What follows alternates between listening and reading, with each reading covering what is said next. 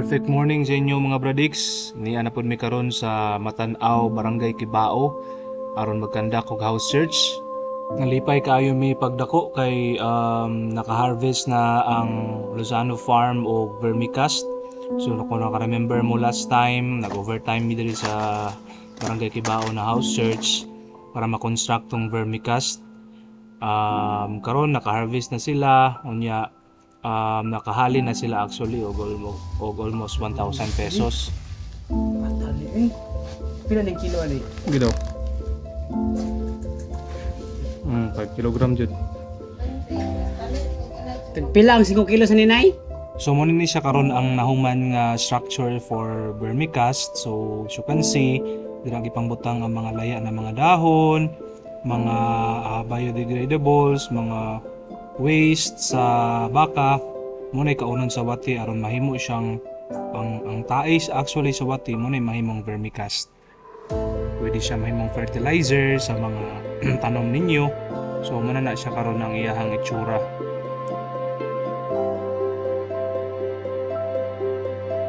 So karon ilaag ta mo sa Lozano Farm. Ang main diri nga tanom kay mga mangga. So kung tanaw nimo ang mga mangga diri namulak na. So ang target ani nga harvest is karong December.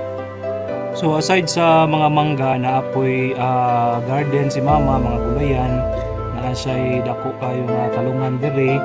Tanawan ninyo daghan na pud og bunga.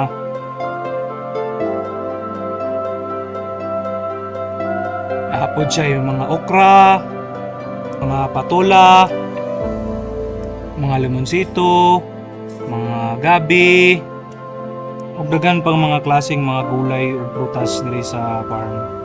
Ug naapoy kakawan diri sa Lozano Farm ug naka-income na pud sila ani. Cocoa tree. So, muna siya ang chocolate. Ang pagatiman ani bisa mo ang experience po as pamilya na mo nga mga banggaan family. Nami kakawan po sa Marilog 1,000 kapunuan.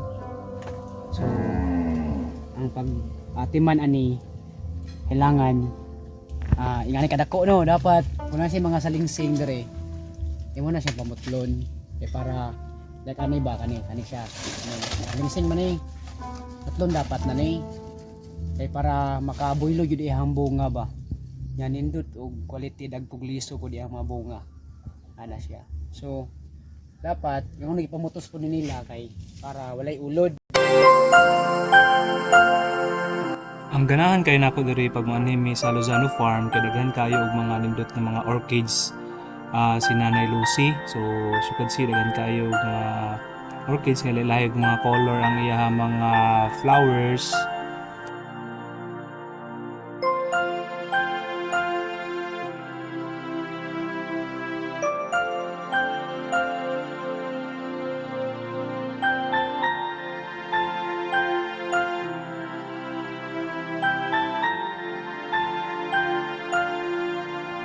So diri sa Lozano Farm naapod may fish pond, so na may tilapyahan. So karon namingwit si Bradix Mauro, sabayan siya ni Nanay Lucy. Mingwit na punta. We are here in Matan-aw sa farm, Lozano Farm. Muli ilahang fish pond.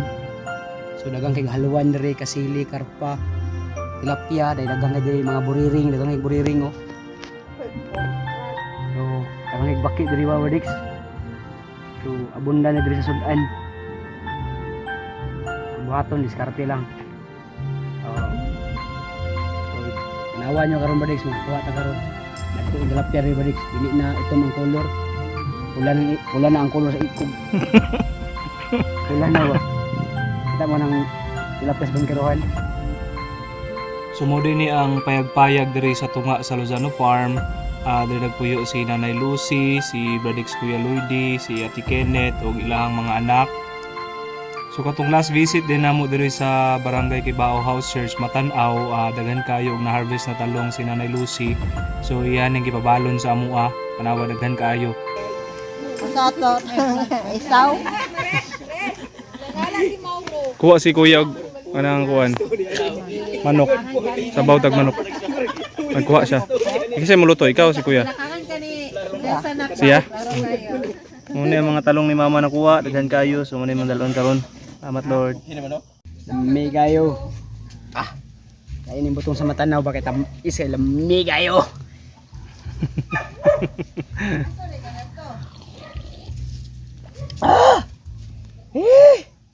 Lami yan uy.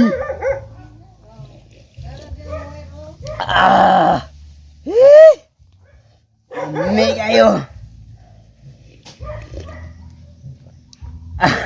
Nanay. Lami kayo, Pradex.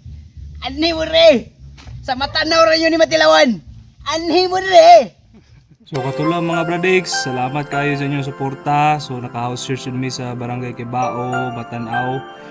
So sunod semana na po mga Bradix. Shalom, shalom.